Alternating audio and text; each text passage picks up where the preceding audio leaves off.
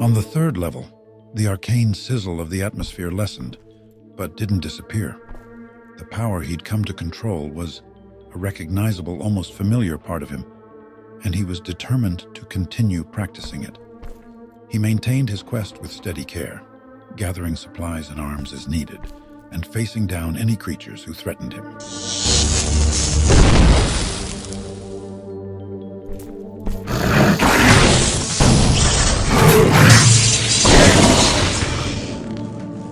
The jeweled ring he'd donned was truly a treasure. It seemed to generate a barrier about him that absorbed and dampened the fireballs that the hideous dwarves would hurl at him. With every successful duel, our man's spiritual endurance grew and grew.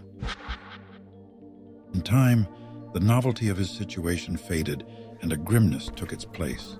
Combing this hellhole became the steady work of the soldier, doing what must be done. He thought about Dretel, and of the night that the Minotaur's presence had been confirmed. He remembered that the magistrate had been true to his word, though the private meeting he'd arranged had only included one member of the council.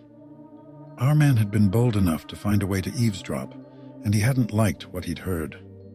All right, Fennec, I'm sure you heard what the old man said, and we need to talk about it. Yes, Magistrate, I heard, but whatever is there to talk about? Don't be disingenuous, Fennec.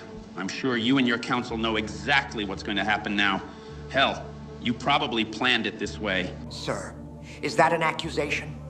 I find it very untoward. Untoward? Don't talk to me like I'm some mincing diplomat, Fennec. It's insulting. Sir, what's insulting is this pittance that the empty-crowned head of Wilmer has so benevolently allowed for us. In fact, it's below insulting. It's patronizing. Fennec, you should be grateful that you and your council aren't hanging from battlements for your actions.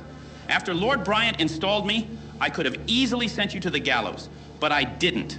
I spared you so that your people, who have placed their misguided trust in you, would keep quiet under Wilmer's rule. You're an intelligent man, Magistrate. I can see why your lord chose you for this job. Still, you are quite short-sighted. You are correct in saying that killing me and the rest of Dretel's council will only create disorder. That disorder, however, is inevitable, whether you slaughter us or not. See, this is what I'm talking about. What do you mean by that?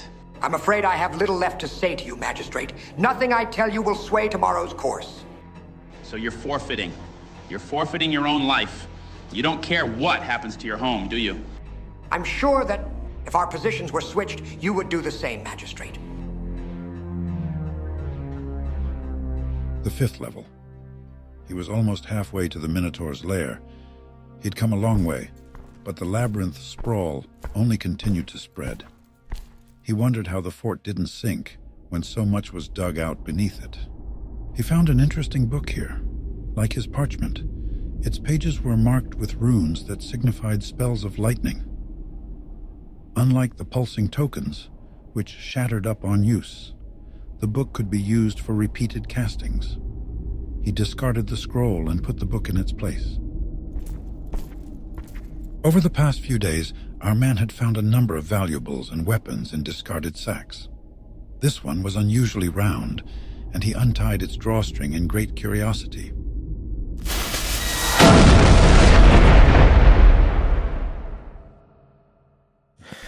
A trap. Some deadly explosive, possibly intended to destroy a pursuing monster, had detonated in front of him. There was no way to tell how long he'd been out. He felt terribly weak. He took a ration, tended to his wounds, and rested. He'd move on once he felt better, and wiser. On the sixth level, he came across something very strange. Locked inside a large oak box was a book bound in crimson. When he touched it, he felt a surge of energy. Magic, but not of the sort he'd been applying thus far. No, this tome granted a wholly different gift. Of course, he was not yet aware of this. He decided he would investigate the tome's use later, and he stowed it in his pack. Our man had passed the halfway point. The quest had been difficult, and he had no fellow soldiers to watch out for him. But he'd found he could rely on himself, even in the midst of many odd and awful things. What's more, our man had no sanction from either the magistrate or the council for the actions he was taking. But he also wanted none. He had little trust for the magistrate from Wilmer. But the fact is that he had even less for his own once beloved counsel.